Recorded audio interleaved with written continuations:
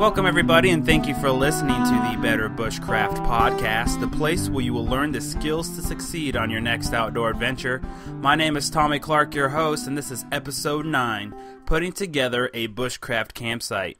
But before we get into today's topic, there's a couple things that's going on here at Better Bushcraft. I put up a new video the other day showing you my new Gerber Gator axe combo. I got this axe a few weeks ago for my birthday, and I've been really impressed with it. And in the video, I show you a little bit about what it looks like, how to use it, and a couple of demonstrations on some wood. And this axe is a perfect size for my bushcraft bag, actually, because I can strap it onto the side instead of having to put it inside my bag. And it has a nice saw that fits right inside the handle, and I'm really impressed with the saw as well. I wasn't really looking into the saw in particular. I just wanted the axe because I like the size, but that saw is really sharp and it does the job well. So be sure you check out that video in case you want to buy an axe sometime in the future, or if you're looking into the market for that. So anyways, I also have a new article, and it's called What Bushcraft Skill Do You Need to Learn in 2012? And in this article, I talk a little bit about how we need to keep on learning our skills for bushcraft, and I also talk about what my biggest priority this year is, and one of the skills that I need to work on as well. So it'll give you some ideas of how to go about doing so, so be sure you check out that article. And then lastly, I wanted to have a listener shout out. A few weeks ago, Karen posted on my website that her son, she said that him and her have been listening to episode 2 that I did, which was about 8 simple fire starters, and he got excited and made some of them. And I guess he's a Boy Scout, and he's going to be doing a demo at his Boy Scout trip in April about some of the things that he's learned. So I would just like to say that is awesome, and good job, and I know that you're going to do well. Let us know how it goes, and thank you for listening to the show. I mean, comments like that really help me, just keep going and keep different people in mind when I do these shows, and hopefully different people are learning as well. So we're going to be doing a guest posting contest and here shortly. So my idea is for you to send in your ideas and articles, and I would love to put them up and showcase what you guys come up with. It can be anything about bushcraft, anything that covers gear reviews, tips or tricks that pictures from your last bushcraft outing or adventure, you name it. I mean, if it has to do with bushcraft, then I want to put it up.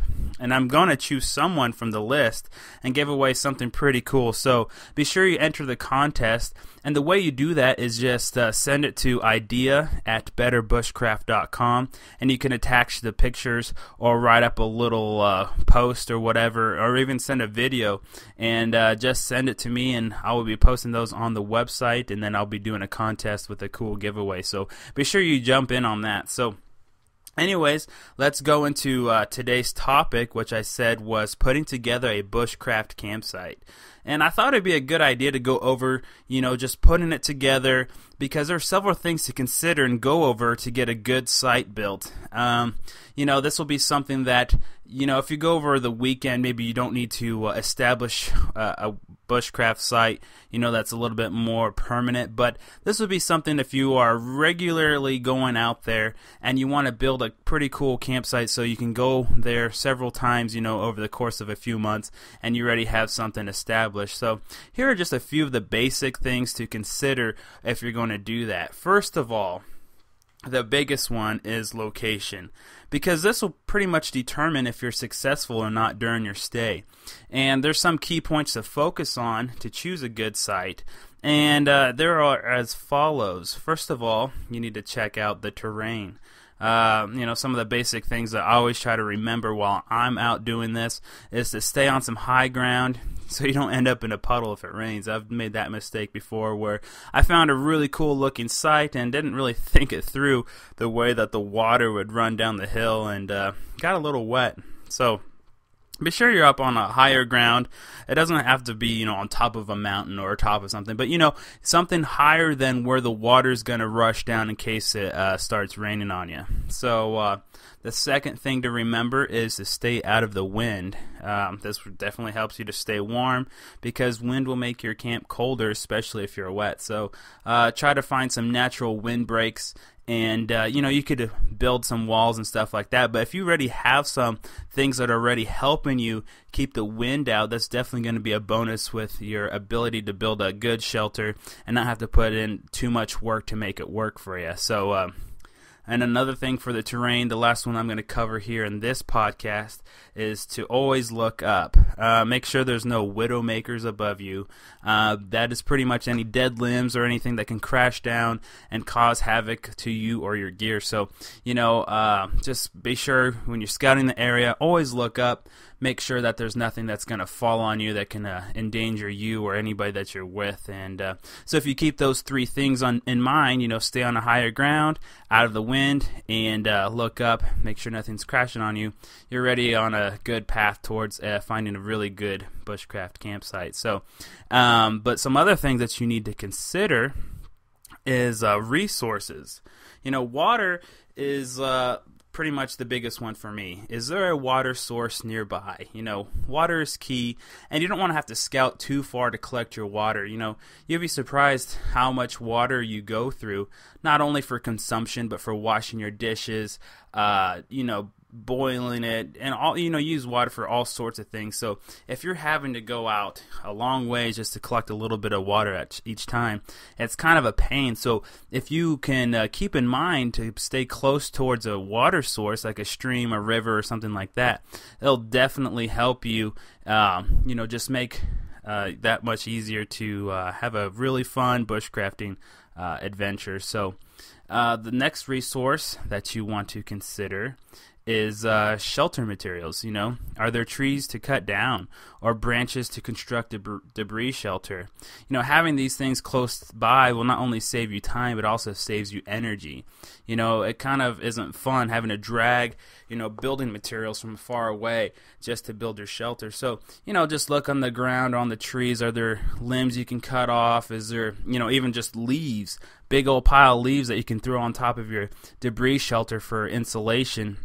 And, if you think of these things beforehand, it'll definitely make it that much better. So, and the last resource that I'm going to cover is fire building materials. Is there dry wood to burn? Maybe is there tinder close to collect? And kindling that you can gather. These are necessary to build a fire, as you all know. And you want to collect plenty of wood to last, especially during the night hours. So just look around, is there dry grasses and sticks and limbs and all sorts of stuff that you can process to build a good base for a fire. You don't want to be running out of firewood at night and then have to go far away from your camp and collect more. Not only is that kind of a hassle, but it's also dangerous. So you just want to make sure that you have a good resource of fire building materials around you so that, it's just that much better. So, and then the last thing that I cover is food. Be close to some sort of food source. There are some, such as ponds, rivers, streams, or lakes. You're definitely going to be close by there if you already thought about the water. But, fishing is a good practice to use. You can harvest fish. Yeah, it's a good food source. There's plentiful of fish in there. And it's easy to set up multiple lines. You don't only have to have one line set up unless your state prohibits that. So anyways, it also just increases your chance of a meal if you have more lines in the water. So if you're close nearby, you can always keep an eye on your setup so you don't have to go far away and risk the chance of maybe a fish getting off, the line breaks, or something like that. So in ponds and rivers and all that stuff, there's also a good chance that animals come to drink there. So you could set up snare traps, live traps, deadfalls, etc. to harvest a small animal. So if you keep these things in mind, you'll have a better chance of collecting the animal or the fish. So you could also be close to a game trail. if you can find a close by game trail, but not too close. You don't want wandering animals in your camp. Or, you can scare them off or whatever. But if you are into that and you just keep a good eye, you can usually find a good game trail and find a good place to shelter down not too far away from that, so you can set up some traps and stuff like that. And the last resource covering, which is about food, is wild edibles. Being close to a field with wild edibles can save you time, and it could be a good meal. Some of the things that I usually try to keep in mind are maybe cattails or berries or other plants that can offer you a good source of carbohydrates and nutrition. And the best part is that they don't run away from you. If you just learn a little bit about wild edibles and you're able to identify what you're looking at, you'll be able to collect food that doesn't run away from you, and it'll give you some of the nutrition that you need, especially if you're going to be out there for a few days. So with those things in mind, once you get your location kind of set up and you think you found a good location, it's time for the campsite construction. So one of the first things that I do is my shelter. So once you picked an awesome location, it's time to build a shelter that will protect you from the elements. Choosing the right shelter actually in your location will vary depend on your region or whatever season it is, if it's summer, winter, and your knowledge. Some good ones in my area here in Kansas are a simple spider shelter or a lean-to. A-frames work pretty good. Or if you have time, a natural cabin. And when I say that, just kind of a box frame with a sloped roof, made from logs and sticks and stuff like that, plus putting insulation in there. I usually go out with a buddy, so I usually have to keep in mind what can keep two people in an area in a little shelter, but not too big as to having to heat up all that space also. So if you go out by yourself, you're going to have to think small. But if you go out with two people or whatever, you want to build it kind of bigger. You can modify the different shelters, but make sure you don't build it too big. But, if you learn how to construct different shelters, it'll help you because you need to adapt depending on your resources, your time, and weather. Sometimes if it's really nice, we'll just throw up a simple lean-to shelter and we can get away with it. But, if it's colder or whatever, we might have to modify. So, just in your free time, you just need to be looking on YouTube or whatever and looking at the different type of campsite and bushcraft shelters, survival shelters people come up with, and try to learn them as you go, so that way you have a handful to choose from depending on what your situation's like. But whichever shelter you choose, make sure it's waterproof or as close as possible. You don't want to be rained on during the night if it starts raining or whatever. So, you just need to try to pack it in, make it as waterproof as possible, and make sure it has adequate insulation. And easy things to use for that is just leaves or stuff like that, some debris, and make the walls pretty thick, especially in the wintertime. The more time and energy you put in your shelter, the more it's going to give you during the night or whatever when you're trying to stay warm. So also make sure you're off the ground. You don't want to be laying on the dirt floor or whatever you have there, because the ground will suck out your body heat fast. So, just using leaves or pine boughs or other materials just to raise you off the ground is a must. And you'll be thankful that you did. An easy thing to do is there's a lot of leaves around or dry grasses or pine boughs is just to add a good thick layer on the bottom of your shelter. And then if you brought like a tarp or whatever, just lay that on top of it. So you're trapping the air in between you and the ground so that you're not getting robbed of your body heat directly from the ground. And I'll be doing a podcast about shelters in the future. But, by just keeping a couple of these things and ideas in mind, you're going to be off to a better start in preparing a decent shelter. So look forward to a future podcast going more in depth about the different steps you need to do. But those are some of the basics. So we found a location for our bushcraft campsite, and then we built our shelter. The next thing that I think of is fire. So once you have a shelter, it's time to prepare your fire. Starting and maintaining a fire fire will depend greatly on your preparation for one.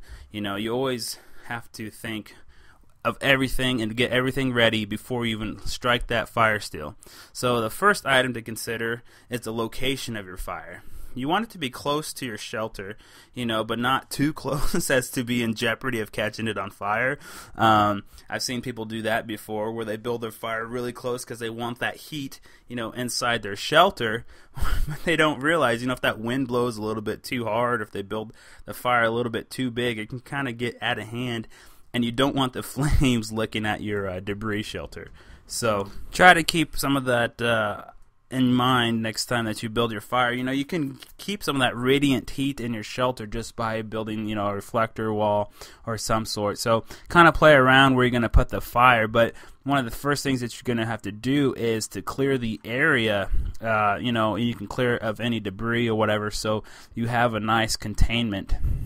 Just clear the debris off the ground, make sure you're on solid dirt or rock or whatever. You can build a rock ring around it, trying to contain it so the fire doesn't spread.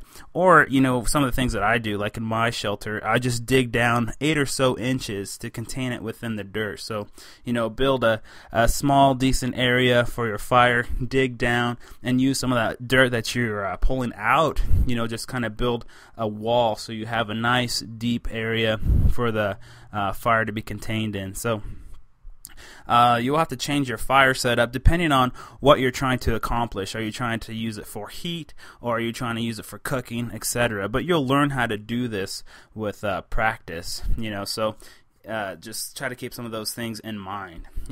So with your fire location picked out, you need to then gather some of your fire making materials.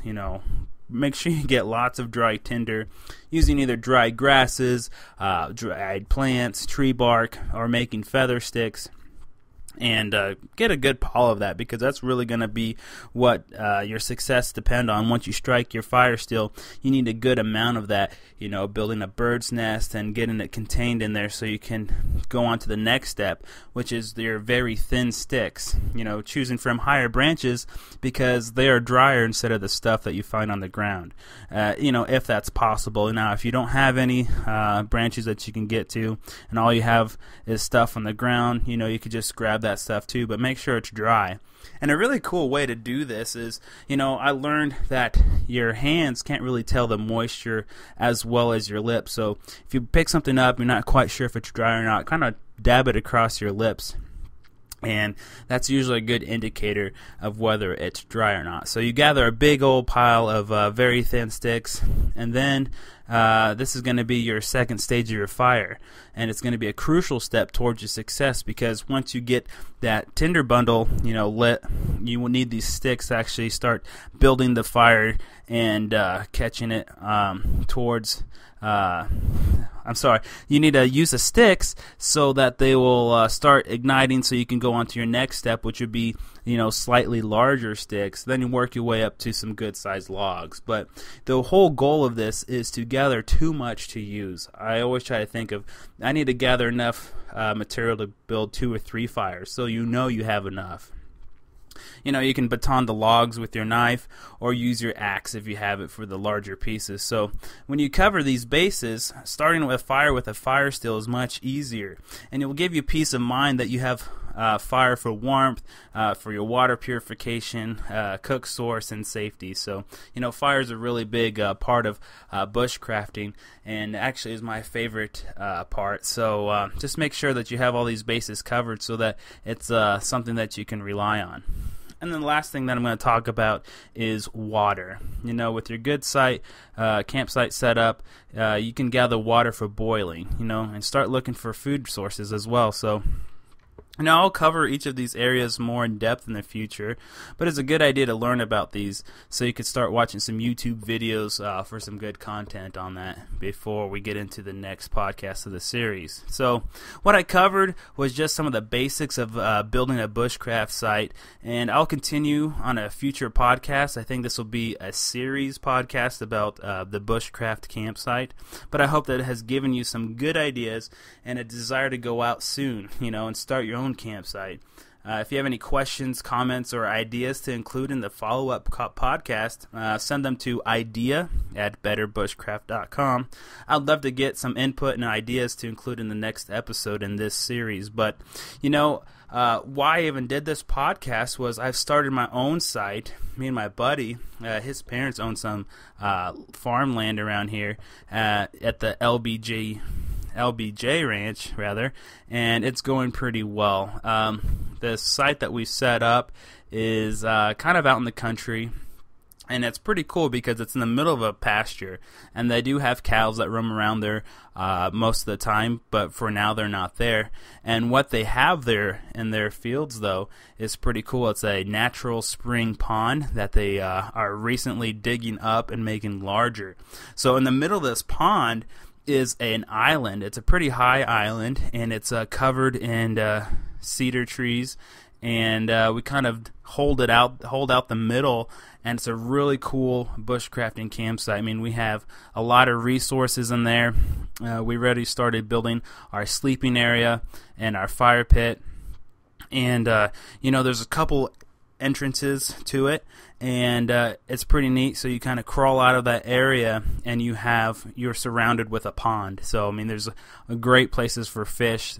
That pond is stocked with like catfish, crappie, largemouth bass. So I mean, it's got a good food source around there. We see a lot of squirrels and pheasants around the area all the time.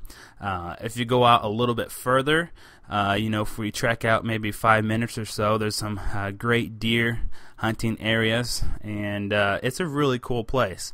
So what we've been doing over the last week or so is just going out there for a few hours, kind of clearing out some of the area, deciding on how we want it to look.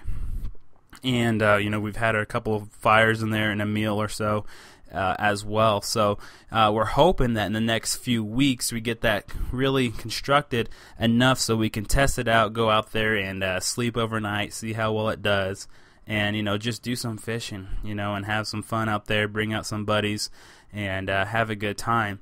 And some of the future projects that we have for that is we're thinking about putting like a wood stove in there, right by our sleeping area. We need to build a makeshift restroom out there as well, and some other things that we want to put out there.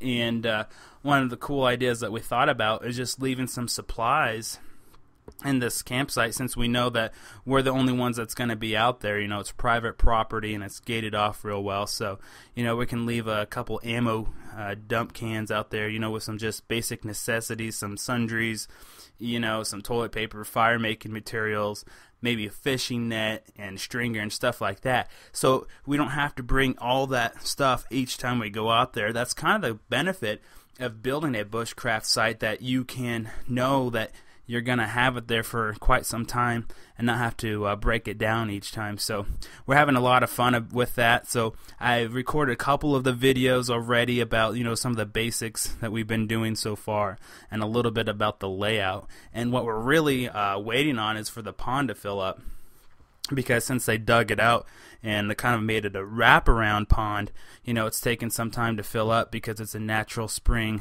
fed pond. And that's another thing cool about it too. It's got a nice water source. Now, I wouldn't drink from the pond personally, because they do have cattle out there most of the time, but the spring fed, or the spring, is actually higher than the pond, and you can see it trickling down.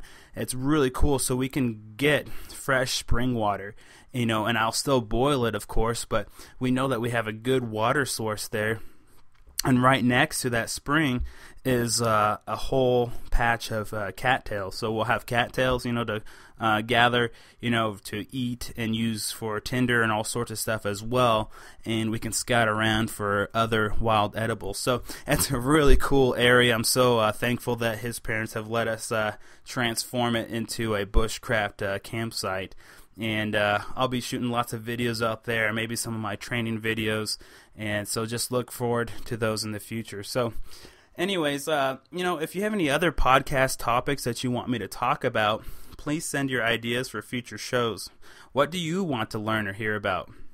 Now, I'll take any suggestions to make this podcast all about my listeners. So, I would really appreciate your help in making this the best bushcraft podcast it could be. So if you're like, man, I really hope he covers this in a future podcast, send it to me. I will, I'm just doing whatever that comes to my mind at the moment. But, if you want to know more about tools or modifications or different techniques of shelters or whatever it has to do with, just send those ideas to me.